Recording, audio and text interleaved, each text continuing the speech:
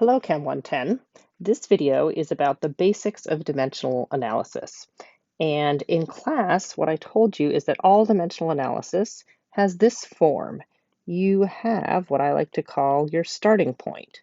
This is a quantity of something, and it has some units.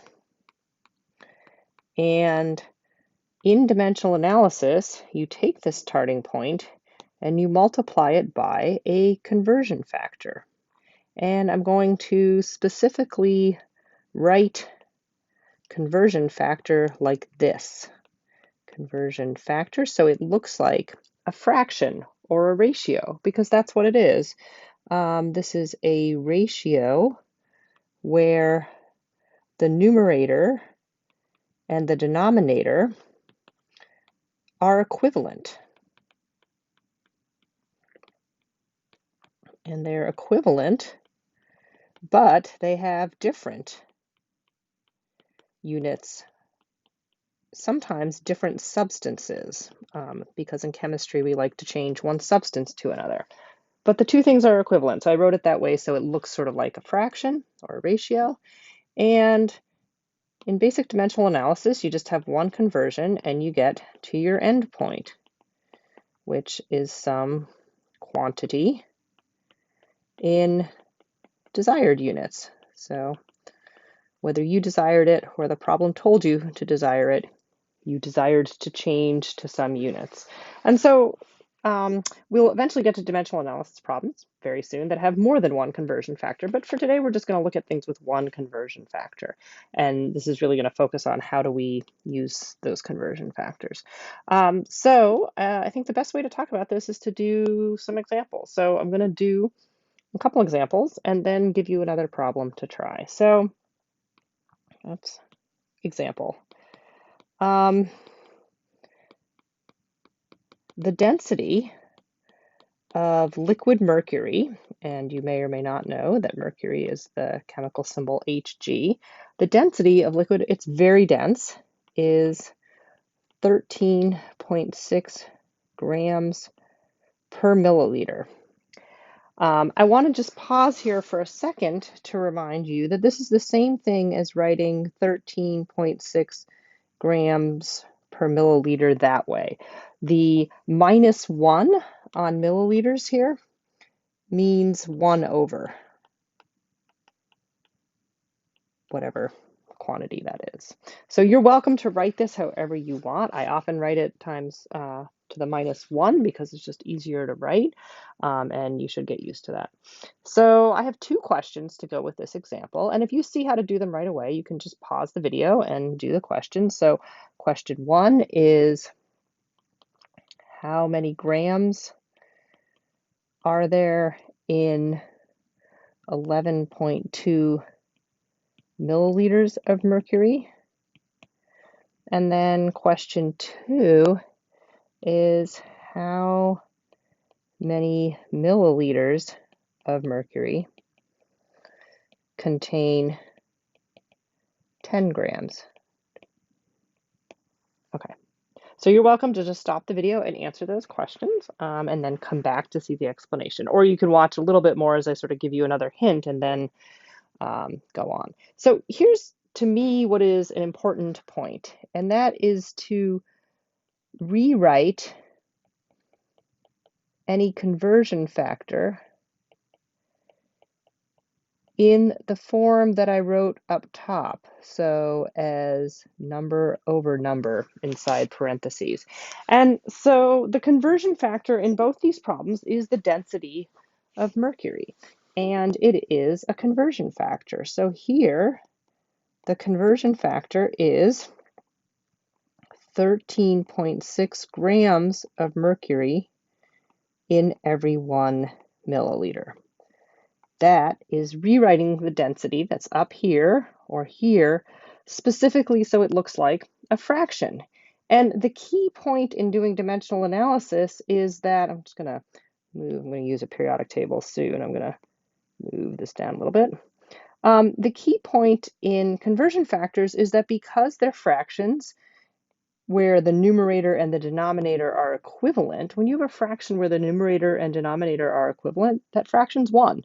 So it doesn't matter if you write it right side up or upside down, it's kind of 1 either way. So, you can also, if you need to, write this conversion factor upside down from how I wrote it originally, right? All I did was take this and flip it, and the result is this. And that's what's really important. So I think by writing it as a fraction, you see that it can be flipped, and that's useful. Okay, so now if you haven't already, you can go ahead and try to solve the problems. I'm going to go ahead and solve them. So number 1, how many grams are, I think I meant to say in 11.2 milliliters of mercury. So to do dimensional analysis, just scroll back up here for a second. You want to identify your starting point, any relevant conversion factors, and then you multiply them so that the units cancel and get you to the desired units. So my desired units here are grams. This is what I want as my end point. This is my starting point here, the 11.2 milliliters. It's a quantity, 11.2 with units, milliliters. So I start with my starting point, 11.2 milliliters, and then I need a conversion factor. And in this problem, there's only one conversion factor, but the key is what direction do I write it in? And I want to end up with grams. I can go ahead and write grams here. So to do that, I need to have milliliters on the bottom and grams on the top. And if I do that, my milliliters will cancel out. So now all that's left is to look at my conversion factor and put the right number with the right unit. So the conversion factor has 13.6 grams of mercury in 1 milliliter. So that's how I write it. My units cancel. I multiply then 11.2 times 13.6, and I end up with my answer, which is 152 grams. That's my answer. And I really like it. I like to circle my answers. I actually make a box around them. It's really helpful if you would do that when you turn in work too. If you're paying attention, we talked about sig figs, and this answer has 3 sig figs because both 11.2 and 13.6 have 3 sig figs. The 1 in that I put into the conversion factor, and you'll notice too, sorry, that the 1, when I give you the density of mercury, there's no 1 in here, it's just the 13.6. The 1 that I put in the conversion factor here, that's something infinitely significant. It doesn't carry any significant figures in it. All right, so the second question is how many milliliters of mercury contain 10.0 grams? So in this case, how many milliliters? This is my end. I want to get to milliliters, and I'm starting with 10 grams. So I write 10.0 grams, and you can write 10 grams of mercury if you want. You don't have to. We're only working with one substance in this problem. And I want to multiply it times a conversion factor such that I end up with my desired units, milliliter. To do that, I'm going to have to put milliliters here and grams down here, so the grams cancel. And when I look at the 2 ways I wrote my conversion factor, it's 1 milliliter over 13.6 grams. So then I take 10.0 and divide by 13.6, and I get 0.735. Again, 3 sig figs because 10.0 and 13.6 each have 3 sig figs. That's my answer. And, I would just point out that, for this question, I wanted to know how many milliliters contain 10 grams. I shouldn't be surprised that it's less than 1 because I know 1 milliliter has 13.6 grams. So you should have a sense of what kind of answer you'll get. All right, so those are our examples. I'm going to do one more type of dimensional analysis, which is very common in chemistry, and that is using molar mass. So common, and in fact, you do this in the first week of lab, common dimensional analysis in chemistry is using molar mass. And molar mass is found on the periodic table for every element. And we'll talk next about how to find molar mass of compounds, but for starters, we'll just do an element. So I'm going to choose, just arbitrarily, because it's my favorite element, silicon here. And so the molar mass is this number here. And that number is a conversion factor. Well, first we'll write it just sort of as a non-conversion factor, and then we'll be explicit. So the molar mass, or mm, of silicon, according to the periodic table, is 28.09 grams per mole. Again, with that to the -1 means over mole. So I'm going to rewrite as a conversion factor. That means there are 28.09 grams in 1 mole of silicon.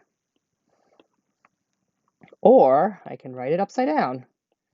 Or maybe it's right side up, who knows? 1 mole of silicon has 28.09 grams. You could say grams of silicon if you want. Okay, so that molar mass is a conversion factor. Every molar mass on the periodic table is. So that lets us ask dimensional analysis questions using molar mass. So I'm going to write 2 problems, and then you should stop the video and solve them, and then come back and watch the answer. So number 1 is, what is the mass of 0.135 moles of silicon? And then problem 2 is, how many moles are there in 1.25 grams of silicon? So for each one, find your starting point, write a conversion factor in the direction that will get you from your starting point units to your desired endpoint units, and then calculate. So you can stop the video now and then come back to see my answer.